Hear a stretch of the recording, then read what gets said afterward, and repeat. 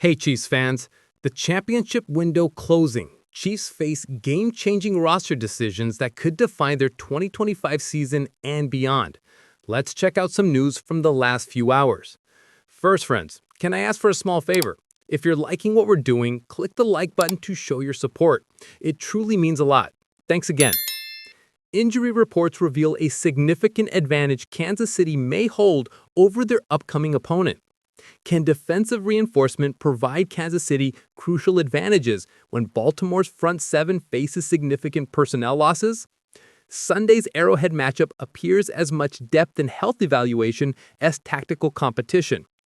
Kansas City's recent practice reports indicate edge stability returning, while Baltimore's interior and edge units experience injury depletion, dynamics that could definitively influence both coaching staffs' approach to formations, rotations, and late-game personnel decisions.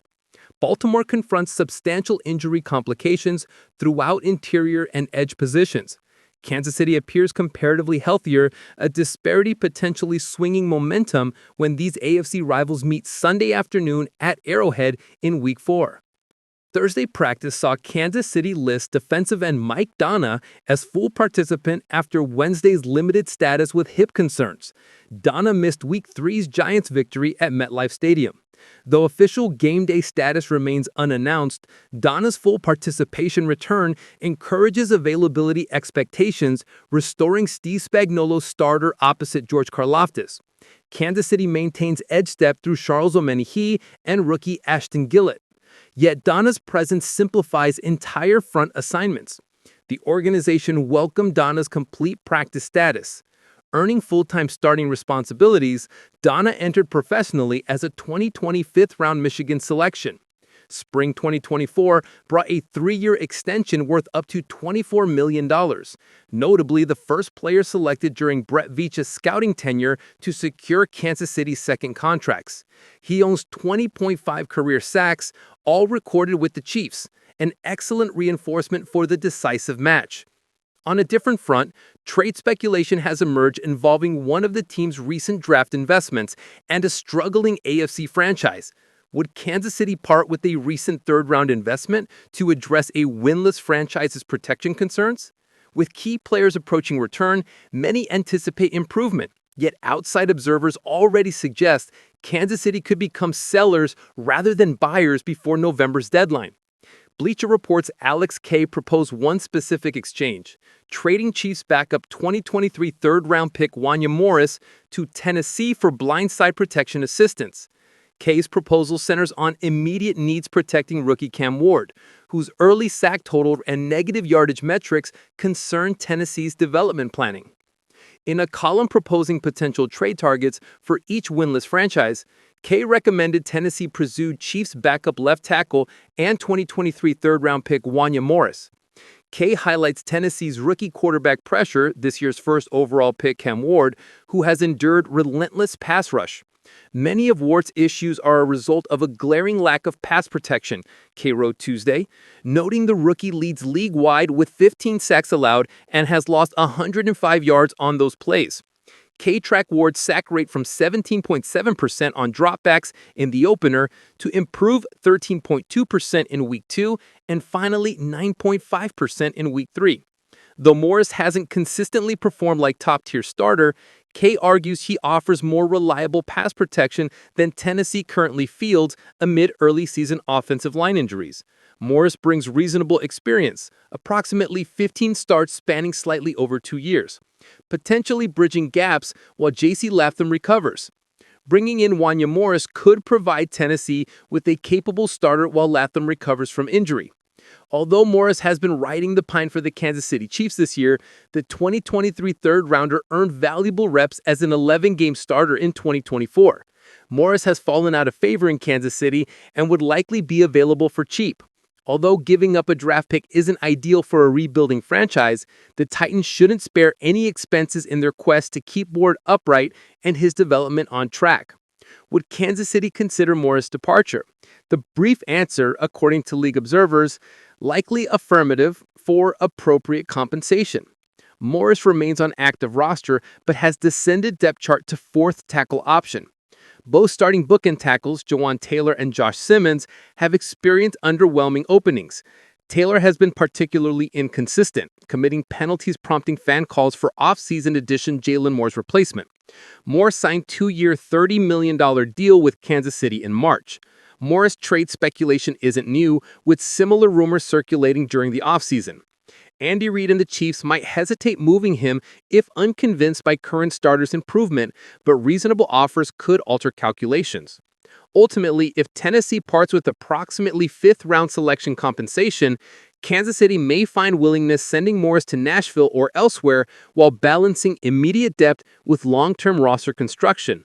Elsewhere on the roster, free agency options remain available that could provide immediate relief for the passing attack's current limitations. Could a veteran possession receiver provide the immediate solution Mahomes' offense urgently requires? When short-term solutions are necessary, free agency can provide pragmatic fixes. A veteran succeeding on contested throws while fitting Matt Nagy's scheme would offer stability on third downs and in red zones, and Allen Robinson satisfies many requirements. Kansas City's 27-21 Chargers defeat highlighted recurring offensive limitations reminiscent of Super Bowl struggles against Philadelphia. Patrick Mahomes completed 24 of 39 passes for 258 yards and 1 touchdown, but the receiving room failed generating consistent separation. Travis Kelce has struggled with consistent separation, Rashee Rice remains out serving suspension, and Xavier Worthy is unavailable following shoulder injury. To halt that decline, Kansas City may revisit free agency for immediate assistance, and Allen Robinson emerges as a logical candidate. This represents projection, not reporting, but fit appears straightforward on multiple levels. Robinson spent last season with Detroit, appearing in 11 games while totaling just 3 receptions for 30 yards. He currently remains a free agent. Earlier Pittsburgh and Los Angeles stops didn't produce sustained production, yet throughout his career, Robinson has delivered dependable snaps as veteran presence. At 6'3" and approximately 220 pounds, Robinson can leverage size for creating mismatches and securing contested catches, traits aligning with Mahomes' ability targeting larger, reliable receivers in short and intermediate window situations. That contested catch reliability would prove particularly useful on third downs and in red zones. Robinson's most productive season came in 2020 with Chicago Bears, when Matt Nagy served as his head coach. Robinson posted 1,305 receiving yards and 6 touchdowns that year. While their relationship later deteriorated, Nagy played key roles bringing Robinson to Chicago in 2018. With Nagy now on Kansas City's offensive staff and Patrick Mahomes at quarterback, Robinson could discover more favorable production context. His career totals 7,268 receiving yards and 44 touchdowns provide veteran resume potentially stabilizing the Chiefs' passing game if the team chooses pursuit. Now moving on to something exciting that came out in the last few hours. Perhaps most intriguingly, recent developments in Miami have reignited discussions about a blockbuster reunion many thought impossible. Is a Tyreek Hill return to Kansas City suddenly more feasible as Miami struggles? Public friction between Tyreek Hill and the Dolphins, combined with Miami's early season collapse, has transformed trade speculation into plausible roster strategy. If the Dolphins choose rebuilding, moving established veterans like Hill becomes seriously considered option. For the Chiefs, Hill would restore explosive downfield capability the offense currently lacks, but acquiring him involves more than on-field compatibility. Character concerns and active NFL conduct investigation complicate calculations, and any pursuit would force Kansas City to weigh reputational and practical risks against immediate schematic rewards. Since Hill's public dissatisfaction expressions began circulating, speculation about reuniting him with Patrick Mahomes has resurfaced. Miami's 0-3 start, heavy Week 1 loss followed by 2 additional defeats, has increased likelihood that the Dolphins might shop veteran assets, Hill included. Normally, a player of Hill's caliber would generate strong trade interest, but off-field developments add complexity.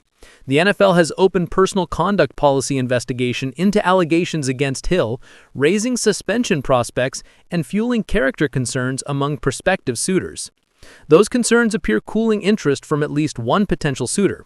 Reporting from Mike Florio at Pro Football Talk indicates Pittsburgh Steelers initially expressed interest but paused after new investigation.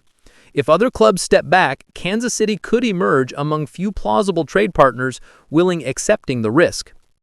Purely from football perspective, acquiring Hill would be sensible.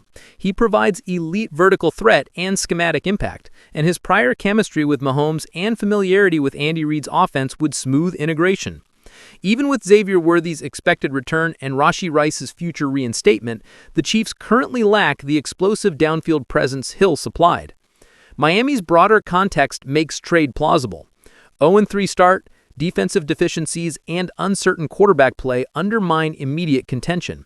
If front office opts rebuilding, trading Hill to retrieve draft capital would likely be preferred to cutting him for cap savings. Yet this isn't strictly football-only decision. While the Chiefs have accepted certain character risk trade-offs historically, adding players under active investigation represents different exposure levels. Potential suspension, public optics, and locker room dynamics are relevant factors, especially for franchises already managing prior off-field concerns, such as Rashee Rice's suspension and Kareem Hunt's past incident.